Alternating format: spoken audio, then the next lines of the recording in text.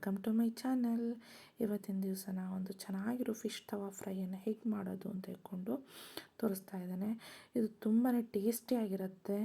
ಈ ಮೀನು ಯಾವ ಮೀನಿಂದ ಬೇಕಾದರೂ ಮಾಡ್ಕೋಬೋದು. ಇಲ್ಲಿ ನಾನು ಬ್ಲ್ಯಾಕ್ ಕಲರ್ ಪಾಂಪ್ಲೆಟ್ ಇರುತ್ತಲ್ಲ ಅದರಿಂದ ಮಾಡ್ಕೊಂಡಿದ್ದೇನೆ. ಹೇಗೆ ಮಾಡೋದು ಅನ್ನೋದನ್ನು ನಾನು ನಿಮಗೆ ತಿಳಿಸ್ತೇನೆ. ಪ್ಲೀಸ್ ನನ್ನ ಚಾನಲ್ನ ಸಬ್ಸ್ಕ್ರೈಬ್ ಮಾಡ್ಕೊಳ್ಳಿ, ಹಾಗೆ ಪಕ್ಕದಲ್ಲಿರೋ ಬೆಲ್ ಐಕಾನ್ನ ಪ್ರೆಸ್ ಮಾಡಿ. ಫಸ್ಟ್ ಒಂದು ಮಿಕ್ಸಿ ಜಾರಿಗೆ ನಾನು ನೆನೆಸ್ಕೊಂಡಿರುವಂತಹ ಒಂದು 20-30 ಮೆಣಸಿನಕಾಯನ್ನು ತೊಗೊಂಡಿದ್ದೇನೆ.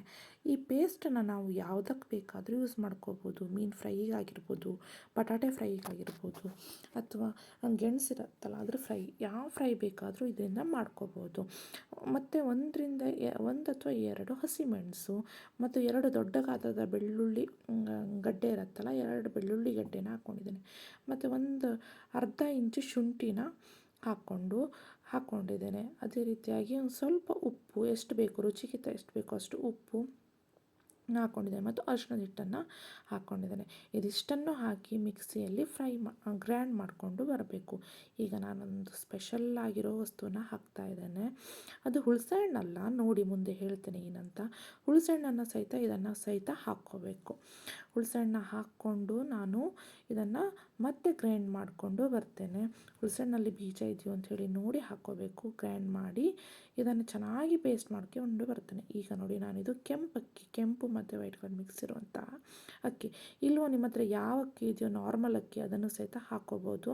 ಹಾಕಿ ಮಿಕ್ಸಿಯಲ್ಲಿ ಗ್ರೈಂಡ್ ಮಾಡ್ಕೊಂಡು ಬರ್ತಾಯಿದ್ದೀನಿ. ಇದರಿಂದ ಏನಪ್ಪ ಅಂತಂದರೆ ರವೆ ಹಾಕುವಂಥ ಅವಶ್ಯಕತೆ ಇರೋದಿಲ್ಲ ಮತ್ತು ಟೇಸ್ಟ್ ಮಾತ್ರ ತುಂಬಾ ಚೆನ್ನಾಗಿರುತ್ತೆ. ತುಂಬಾ ಆಸಮ್ ಆಗಿರುತ್ತೆ. ನೋಡಿ, ಒಂದ್ಸಲ ಟ್ರೈ ಮಾಡಿ ಹೇಗಿದೆ ಅಂಥೇಳಿ ತಿಳಿಸಿ. ಈಗ ನೋಡಿ, ನಾನು ಮಸಾಲೆನ ಆ ಮೀನಿಗೆ ಹಾಕ್ಕೊಂಡಿದ್ದೇನೆ. ಒಂದು ಕಾವಲಿನ ಇಟ್ಕೊಂಡು ಅದಕ್ಕೆ ತೆಂಗಿನೆಣ್ಣೆನ ಹಾಕ್ಕೊಂಡಿದ್ದೇನೆ. ತೆಂಗಿನೆಣ್ಣೆನ ಹಾಕ್ಕೊಂಡು ಹುರ್ಕೊಳ್ಳೋದ್ರಿಂದ ಟೇಸ್ಟ್ ಮಾತ್ರ ತುಂಬಾ ಚೆನ್ನಾಗಿರುತ್ತೆ. ತೆಂಗಿನೆಣ್ಣೆ ಹಾಕ್ಕೊಂಡು ಅದಕ್ಕೆ ಒಂದು ಸಣ್ಣ ಗಾತ್ರದ ಈರುಳ್ಳಿನ ಸಣ್ಣದಾಗಿ ಕಟ್ ಮಾಡಿ ಹಾಕ್ಕೊಂಡಿದ್ದೇನೆ. ಈಗ ಈರುಳ್ಳಿ ಇದರಲ್ಲಿ ಚೆನ್ನಾಗಿ ಫ್ರೈ ಆಗಬೇಕು. ಈಗ ನೆಕ್ಸ್ಟ್ ನಾನು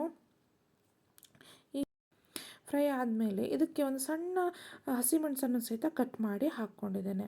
ಮತ್ತು ನಿಮ್ಗೆ ಬೇಕು ಅಂತಂದರೆ ಕರಿಬೇವನ್ನು ಸಹಿತ ಹಾಕ್ಕೋಬೋದು. ಇದು ಡ್ರೈ ಆಗಿರುವಂಥ ಕರಿಬೇವು, ಟೇಸ್ಟ್ ಮಾತ್ರ ತುಂಬಾ ಚೆನ್ನಾಗಿರುತ್ತೆ. ಒಂದು ಸಲ ಮಾಡಿ ನೋಡಿ. ಈಗ ಇದು ಚೆನ್ನಾಗಿ ಫ್ರೈ ಆದಮೇಲೆ ಇದಕ್ಕೆ ನಾನು 1 ಸ್ಪೂನಷ್ಟು ನಾನು ರುಬ್ಬಿರುವಂಥ ಮಸಾಲೆ ಇರುತ್ತಲ್ಲ ಅದನ್ನು ಹಾಕ್ಕೋತಾ ಇದ್ದೇನೆ. ಇದನ್ನು ಹಾಕ್ಕೊಳ್ಳೋದ್ರಿಂದ ಏನಪ್ಪ ಅಂತಂದರೆ ಆ ಮಸಾಲೆ ಎಲ್ಲದಕ್ಕೂ ಚೆನ್ನಾಗಿ ಹಿಡ್ಕೊಳ್ಳುತ್ತೆ ಮತ್ತು ಟೇಸ್ಟ್ ತುಂಬಾ ಚೆನ್ನಾಗಿರುತ್ತೆ. ಈಗ ನಾನು ಮೀನನ್ನು ಹಚ್ಕೊಂಡಿದ್ದೇನಲ್ಲ, ಆ ಮೀನನ್ನು, ಮಸಾಲೆ ಹಚ್ಚಿರುವಂಥ ಮೀನನ್ನು ಅದರ ಮೇಲೆ ಇಡ್ತಾ ಇದ್ದೇನೆ. ಇದನ್ನು ಹೇಳಬೇಕಿದ್ರೆ ನನಗೆ ಬಾಯಲ್ಲಿ ನೀರು ಬರ್ತಾ ಇದೆ, ಅಷ್ಟು ಟೇಸ್ಟಿಯಾಗಿರುತ್ತೆ, ಅಷ್ಟು ಚೆನ್ನಾಗಿ ಇರುತ್ತೆ. ಒಂದು ಸಲ ಟ್ರೈ ಮಾಡಿ ನೋಡಿ. ಈಗ ನೋಡಿ, ಮಸಾಲೆ ಅದಕ್ಕೆ ಚೆನ್ನಾಗಿ ಹಚ್ಚಿ ಎರಡೂ ಕಡೆ ನಾನು ಅದನ್ನು ಚೆನ್ನಾಗಿ ರೋಸ್ಟಾಗಿ ಫ್ರೈ ಮಾಡ್ಕೊತಾ ಇದ್ದೇನೆ. ಇದನ್ನು ಎಷ್ಟು ಚೆನ್ನಾಗಿ ಸಣ್ಣ ಮತ್ತು ಮೀಡಿಯಮ್ ಉರಿಯಲ್ಲಿ ಬೇಯಿಸ್ಕೊತೀವೋ ಅಷ್ಟು ಅಲ್ಟಿಮೇಟ್ ಆಗಿರುತ್ತೆ. ಈಗ ನಾನು ಮೇಲೆ ಸ್ವಲ್ಪ ತೆಂಗಿನೆಣ್ಣೆನ ಹಾಕ್ಕೋತಾ ಇದ್ದೇನೆ. ಈಗ ಚಳಿಗಾಲ ಸೀಸನ್ ಆಗಿರೋದ್ರಿಂದ ತೆಂಗಿನೆಣ್ಣೆ ಏನಾಗಿದೆ ಅಂದರೆ ಗಟ್ಟಿಯಾಗಿ ನಿಮಗೆ ಕಾಣಿಸ್ತಾ ಇದೆ. ಬಟ್ ಇದಕ್ಕೆ ನಾನು ತೆಂಗಿನೆಣ್ಣೆನೇ ಯೂಸ್ ಮಾಡ್ತಾ ಇರೋದು. ಇದು ತುಂಬಾ ಟೇಸ್ಟಿಯಾಗಿರುತ್ತೆ. ನೋಡಿ, ಕಾಣಿಸ್ತಾ ಇದೆಯಾ? ನೋಡಬೇಕಿದ್ರೆ ತುಂಬಾ ಯಮ್ಮಿಯಾಗಿದೆ ಅಂತ ಅನ್ನಿಸ್ತಾ ಇದೆ ಅಲ್ವಾ? ಹೌದು, ತಿನ್ನಲಿಕ್ಕೂ ಸಹಿತ ತುಂಬಾ ಟೇಸ್ಟಿಯಾಗಿರುತ್ತೆ. ಈ ಮೆಥಡಲ್ಲಿ ಒಂದು ಸಲ ಮಾಡಿ ನೋಡಿ. ಮತ್ತು ಮಾಡಿ ನನಗೆ ಕಮೆಂಟ್ ಸೆಕ್ಷನಲ್ಲಿ ಕಮೆಂಟ್ ಹಾಕಿ ಹೇಗಾಯಿತು ಅಂತ ಹೇಳ್ಕೊಂಡು ಮಿಸ್ ಮಾಡದೆ ಮಾಡಿ ಹೇಳಿ. ಹಾಗೆ ನನ್ನ ಚಾನಲ್ನ ಪ್ಲೀಸ್ ಸಬ್ಸ್ಕ್ರೈಬ್ ಮಾಡ್ಕೊಳ್ಳಿ. ಹಾಗೆ ಪಕ್ಕದಲ್ಲಿರುವಂತಹ ಬೆಲ್ ಐಕಾನನ್ನು ಪ್ರೆಸ್ ಮಾಡಿ. ನೋಡಿ, ಈಗ ಎರಡೂ ಬದಿಯಲ್ಲೂ ಸಹಿತ ಮೀನು ಫ್ರೈ ಆಗಿದೆ ಅಲ್ವಾ? ಎರಡೂ ಬದಿ ತಿರ್ಸ್ಕೊಂಡು ಎರಡೂ ಸೈಡಲ್ಲಿ ಮೀನು ಫ್ರೈ ಮಾಡಿ ಗ್ಯಾಸನ್ನು ಬಂದ್ ಮಾಡ್ಕೊಂಡಿದ್ದೇನೆ.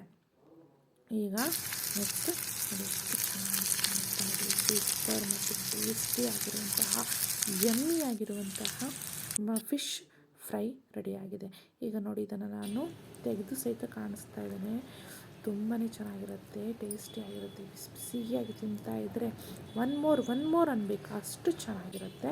ತುಂಬಾ ಟೇಸ್ಟಿಯಾಗಿರುವಂಥ ಒಂದು ಫಿಶ್ ಮಸಾಲ ಫ್ರೈ ಸಿಂಪಲ್ಲಾಗಿ ಕ್ವಿಕ್ಕಾಗಿ ಮಾಡ್ಕೊಳ್ಳೋದು ಹೇಗೆ ಅಂತ ತಿಳಿಸಿದ್ದೇನೆ. Thank you for watching.